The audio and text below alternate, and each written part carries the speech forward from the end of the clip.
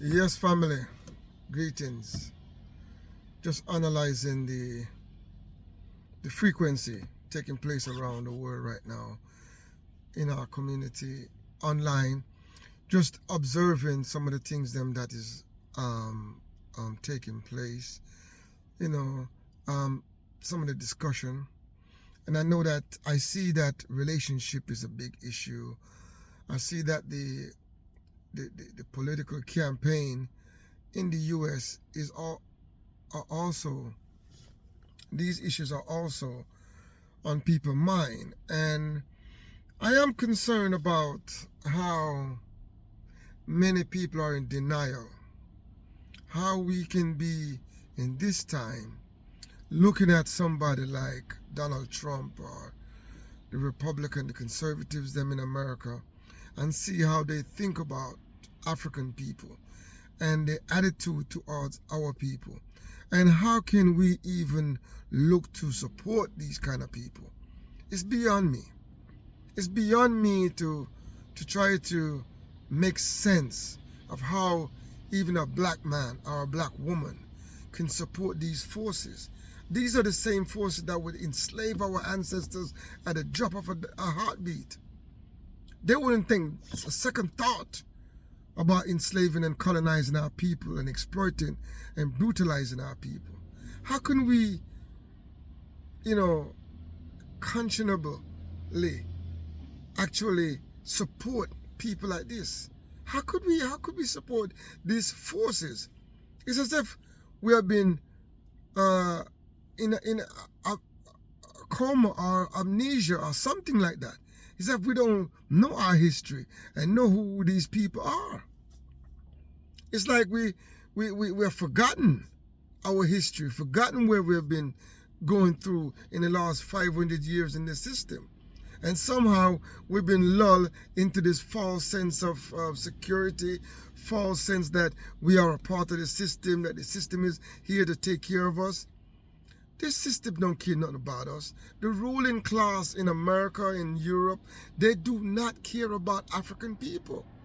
They see us as opportunity, as exploitation. They coming to us like bargain hunters. They're looking for profit. They're looking for exploits. That's how they view African people. They don't care about African bodies and African babies and we growing up to become fully functional, fully productive human beings. That's not how they view us. We need to understand what we are dealing with. I am concerned that many of our people are falling into this thinking that somehow these forces are coming to help us, support us, or whatever. They're coming to exploit us. And that is a reality that African people must understand. We must understand that this system do not care about us. So once we understand that aspect of it, then we have to prepare how do we deal with the system. In what manner do we deal with a system that is bent on exploiting us? Well, we need to make sure that we take control of territories that African people are in the majority. And when these territories are in the hands of the neo-colonial governments, we have to pressure the neo-colonial governments to work on the behalf of our people. When these foreign entities come into our countries to do any type of exploration, business, resource hunting, bargain hunting, we have to make sure that we get the best contract possible. We have to push these neo-colonial government to negotiate the best price possible until we can be in a position where we take over these governments and we can run it in the best interest of our people.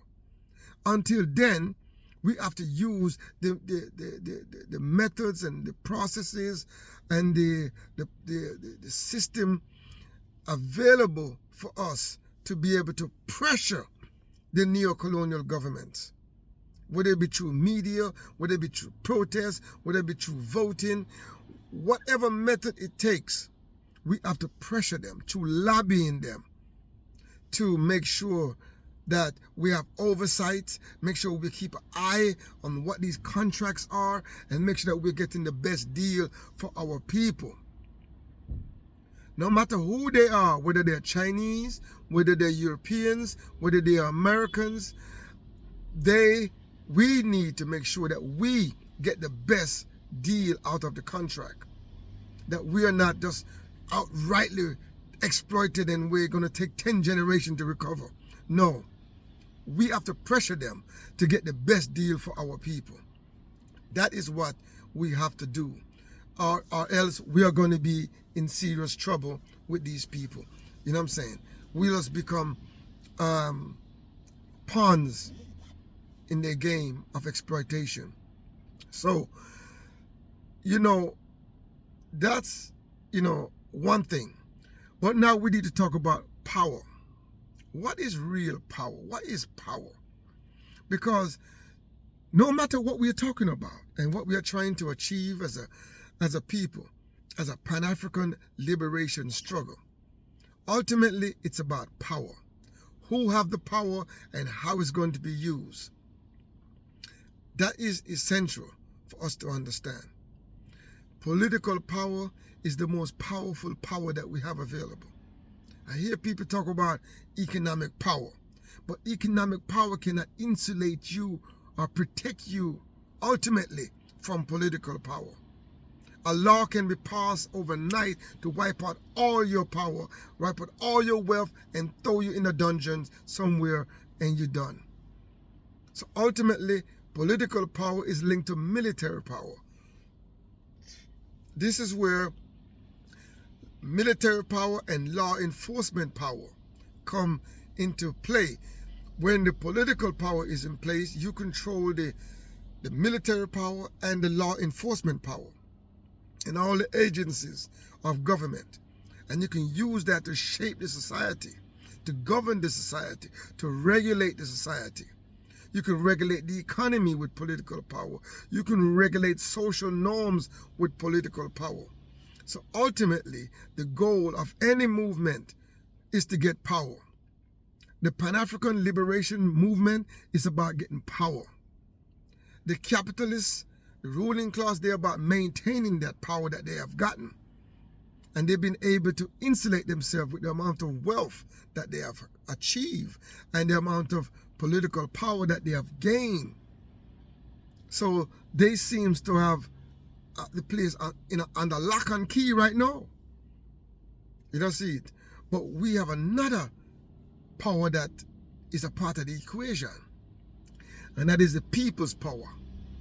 The power to mobilize and organize the people to take power.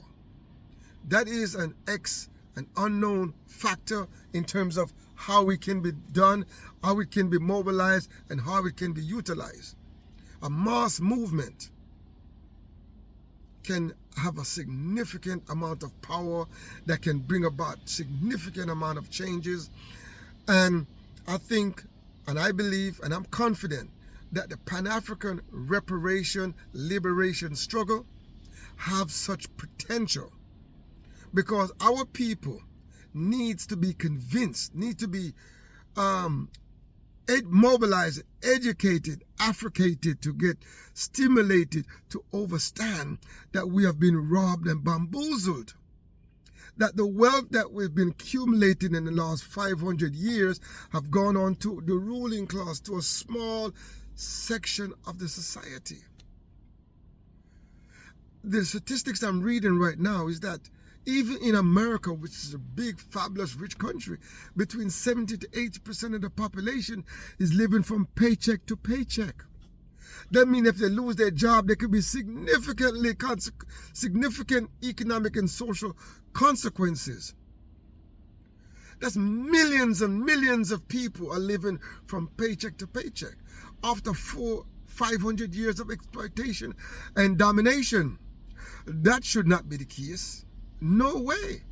And if that is even, can you imagine in our homeland, like in Africa and the Afrobean, which we, used to be called, also known as the Caribbean.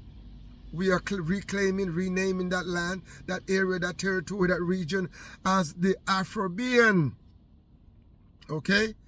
Eventually, it will catch on, and we will know that that land is the land of the Afrobean people.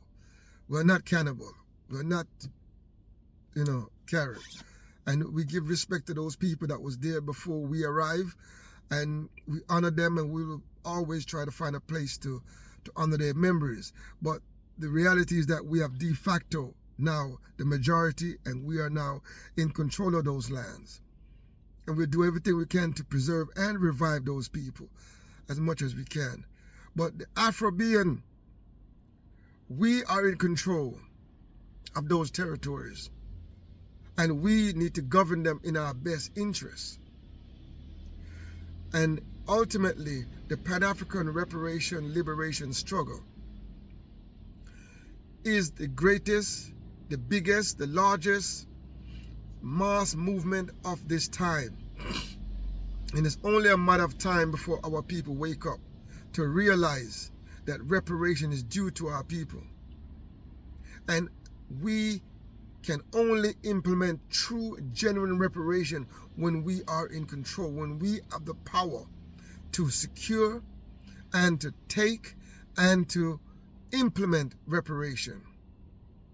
We have to do that. And it may require mass mobilization, mass movement, but it will be building gradually, because the mind of our people right now is under the control of the ruling class. The neo-colonial governments are in alignment with the ruling class, with the capitalist imperialist class, and they are shaping the mind of our people to think that what is happening now is normal. With so many people living in poverty, so many people have been neglected, so many homelessness, and our nurses are just barely getting by, our teachers are just getting by, our schools need significant improvement, our children need serious African cultural development. They think that this is normal. But we're saying that we deserve better than this. We deserve a better chances. Our teachers need to be empowered, need to be supported, need to be well paid and taken care of. And all our civil servants who are serving our people need to be taken care of so they can take care of the people. Because our people are desperately in need of repairing, because we are a damaged people. And we can't keep ignoring the reality that generation of generation is passing on this dysfunctional, damaged, social and psychological norm to our people, to our next generation. And a lot of it is moving epigenetically, where we have inherited things that has been stored in our DNA and is passed on to the next generation. And this needs to be arrested and broken. This cycle needs to be broken.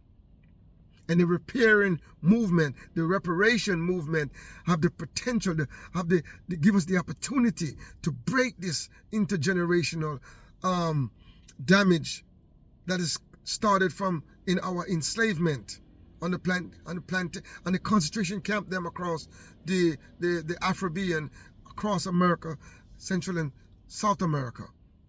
We have to do more to interject, to arrest, to interrupt this damage from keep passing on to the next generation.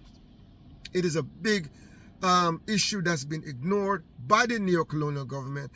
They're all pretending that everything is fine. But socially and culturally, there is a lot missing in our people. And a lot need to be cultivated. A lot of values need to be cultivated. And the way we are now, to be honest with you, we need to implement conflict resolution programs all across our school system and across our society to help our people to deal with the trauma, to deal with the issues that we face on a social level, to give us a greater chance of rebuilding ourselves in a safe environment. Because many of us are not are not trained in how to resolve conflicts. So we tend to exacerbate conflicts, and we get very defensive, and it just lead to all kind of bad feelings and injury and harm, because we have not been equipped with repairing this broken trust and this broken feelings towards each other. So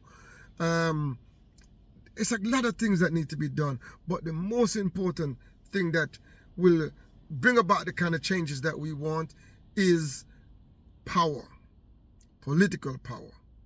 Not how much cars you drive, how much cars you own, not how many homes you own, or how big your bank account is. It's about power. That is the force that will liberate our people. That is what it's all about, is gaining power and use that power to create a better society for our people. So make no mistake about it. We're not in this game to play. You know what I'm saying? I'm doing these podcasts to try to bring clarity to some of the issues facing our people.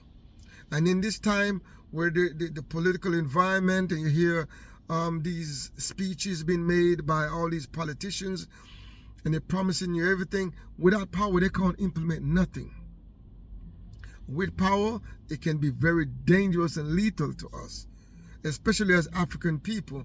You know what I mean? We have been at the receiving end of the usage of power, how power can be used against us. It was power that they used to enslave our people, power they used to keep us in the concentration camp them across the United States and Central and South America and in the Caribbean. They used power to implement that, to keep that for so long, for hundreds of years. They used their political and military power to keep us in check, to keep their foot on the neck of our people. But now we begin to wake up. Now we begin to reclaim our own power as African people. But unfortunately, so many of our people have been captivated by the ideology of the ruling class, the ideology of the capitalists and the imperialists. They have shaped and they have controlled many of the universities, many of the institutions of learning, and they have shaped a philosophy of this world that allow the small percentage of the people to convince the vast majority that it's okay for a handful of people to amass the great portion, the largest portion of the wealth that's been accumulated in the last 500 years. And we pass laws to preserve this wealth and to protect them. And they're teaching the majority that you will catch up. You can also be millionaires and billionaires if only you work hard. And there's no economic equation in this world. There's no mathematical formula that can make that possible. It is completely impossible for what they're saying to happen.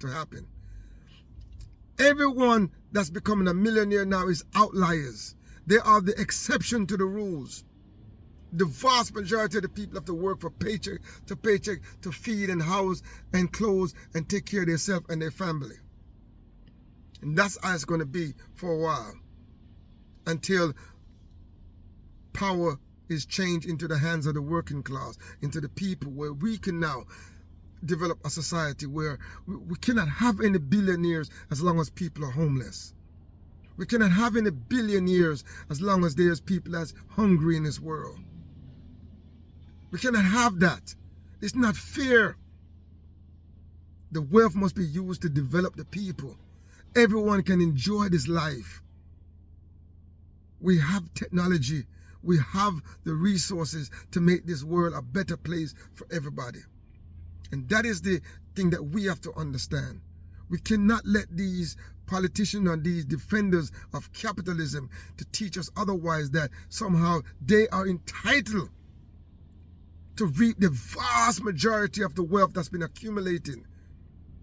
And then that the vast majority of the people have to scramble for a little tiny percent. And that's what we're surviving off of, just a tiny percent, because most of the wealth is locked in the hands of a handful of people, a tiny percentage of the population. So that is my message today, my people. It's about power. It's about how do we gain power, and how do we retain power and how we use power for the benefit of our people. It's not easy. Power, to acquire power, require a lot of organization, a lot of mobilization, a lot of infrastructure building, and a lot of people working on the same agenda. We have to have political objectives. So it's not easy. These things I'm saying to you are easy said than done. But ultimately, we have to have power to implement our solution, to implement our vision of this world, which is a different vision of this world from the ruling class. We want a world where everyone can benefit. We can provide infrastructure in place where everybody, children, is fully educated to the highest level. Where science and technology can use to solve problems for all of humanity. No one should begrudge anybody for benefiting from what we have accumulated in the last 500 years. We need to unlock those resources so everybody can benefit from them. That's my ultimate message, my people. And thank you once again for listening to Clear Thinking with Brother Dulani. Do like, share, and subscribe for more content like this, where you can hear clear thinking about the issues facing our people. Thank you, my people. Mahat Otep. What good, my people. Ashe.